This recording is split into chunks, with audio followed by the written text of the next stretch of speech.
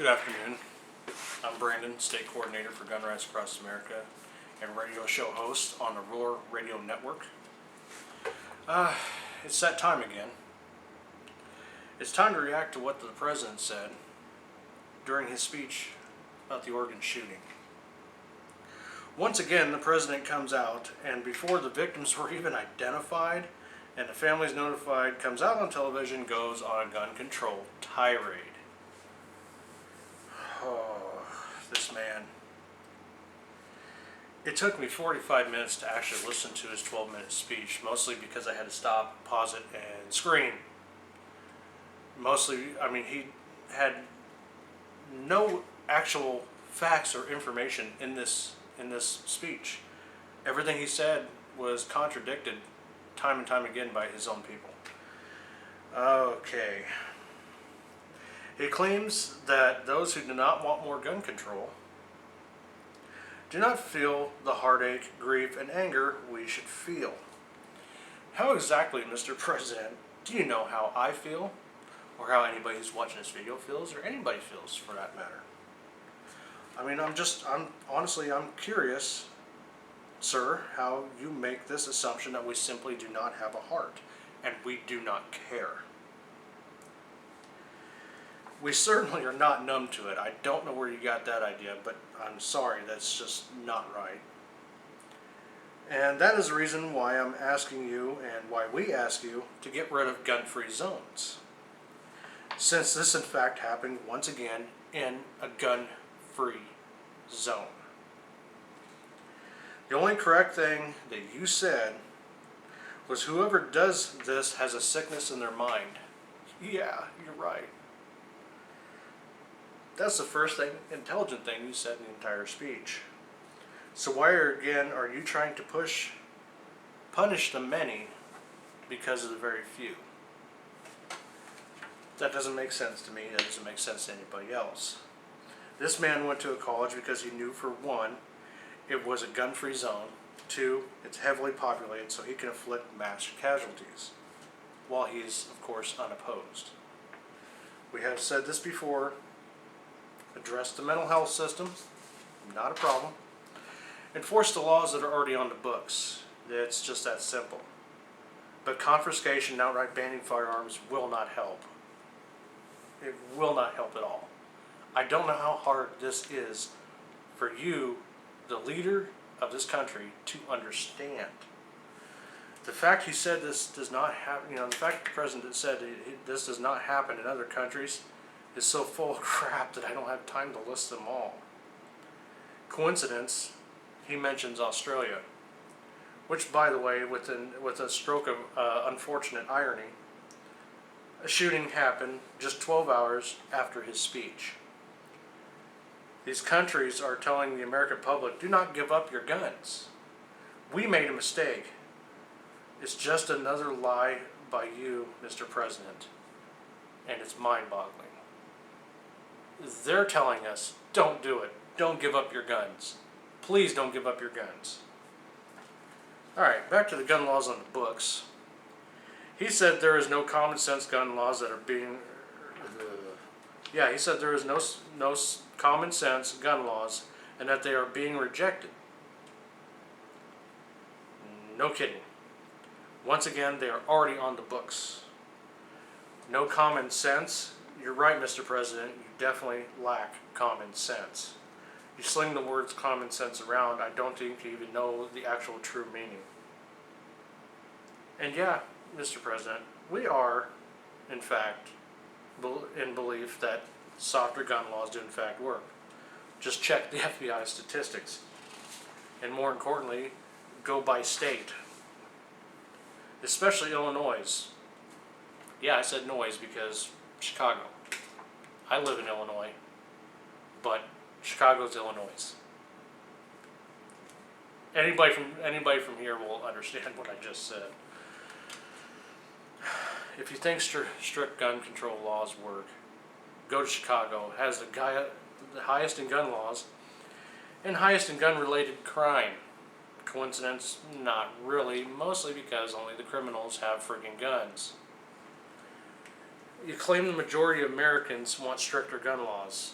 I think you've been talking to Moms Demand Action a little too much.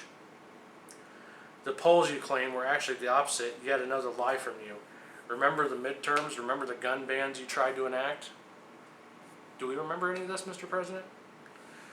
Well, I think those proved you wrong. It was a referendum on you and your policies.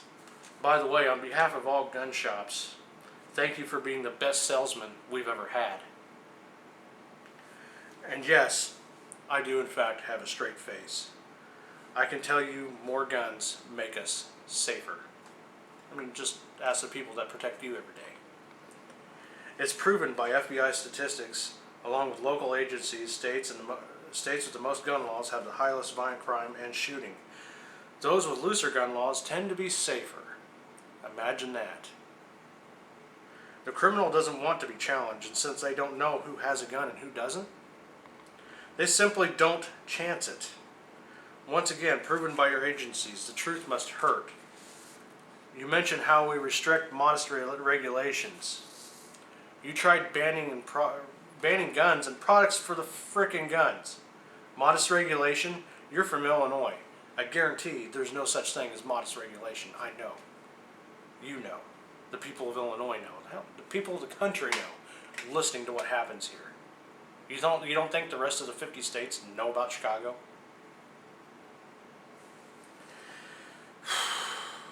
Yes, we do say anytime anything happens, you immediately politicize it. Yep, you're right. You're right about that. And we complain about it. Mostly because you're a one-note pony. This is all you got, and you were wrong. Yet again, I utter the words, gun-free zones are killing zones. Just reminding you at great length where these shootings happen to be. And you dare bring up spying on Americans in this speech? That just burns the hell out of me. Honestly, it burns me like crazy. I think you have enough data, and of course, with the help of your friends Bill Gates and his Windows 10, which by all rights is being called a virus and a data mining tool, and of course, Zuckerberg, you should have all the data you need. Each time you bang the war drum, I will be there to tell you your flaws, once again, in this comment, mentioning gun-free zones. You put lives at risk by banning self-defense in certain areas, which seemingly is where they go to commit the crime, and now I have to repeat that as well. I would also like to mention that law enforcement agrees with us. They don't agree with you. In fact, most think it's great that conceal and carry is around. I can't find it. Honestly, I've talked to multiple cops. I've talked to state police, local police, sheriff's department. Can't find a single one that's afraid of a conceal and carrier. But they're sure afraid of the ones that don't have conceal and carry, the ones that are just carrying them illegally. But, I'm not going to get into that anymore. Oh, man, there's so much information. I honestly don't have the time to keep... I'm reading off paper right now. Yeah, that's true. Because I just did not want to commit this to memory. Your arrogance, Mr. President, is actually astounding. After all, you mentioned yourself 28 times in 12 minutes. That sounds a lot like narcissism. I mean, I use the word I in here a couple times, but you notice immediately I go to we. Because I'm referring to myself as making this video. But I'm referring to the people and our supporters as well. Not just I tried this or I tried that. Because it's not just about me. It's never been about me. I do this because I think it's the right thing to do. Just that plain and simple. And people listen. You failed to mention the fact that a military veteran, another person he doesn't seem to have much disdain for, took 7 rounds while charging at the shooter. Funny how you forgot to mention this. Where's his invite to the, to the White House? I mean, you're letting that little kid with the supposed clock come. You're inviting everybody else, but what about the actual heroes?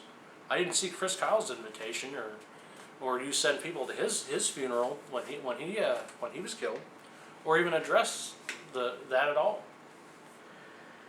I mean, this is pretty much all I have to say about your 12 minutes of lies, deceit, and lack of intelligence. The victims and their families and of course the country at large, they find this insult. You insult them. You insult the country at large. You insult us. You insult our intelligence. You think that anybody and your people, and they think anybody has a gun, oh, they must just be criminals, or they must be waiting or wanting to shoot people. How ignorant is that? I can't find a single person that I know that has concealed carry or even owns a gun that just says one day, you know what, I think I'm going to go out and plan on shooting somebody. Nobody wants to be in that position. Nobody wants to be that guy. But at the end of the day, that being said, it's either them or me. I value my life. I value the people that watch my videos. I value the people that follow us, follow Gun Rights Across America and the Roar Network. I love these people. And I would rather them have a chance at defending themselves and not have a chance at all and just simply become a victim. So, I mean, this is the end of my speech. Thank you for listening, everybody. If you appreciate these videos, let me know. We'll keep making them. I'm in the process of actually getting a much better camera than this little thing that I'm using right now, which does its job, but it just, I don't know. I want to make it a little bit more professional for you. So once again, thank you for listening. God bless you, and we'll see you again. Hopefully not under these circumstances.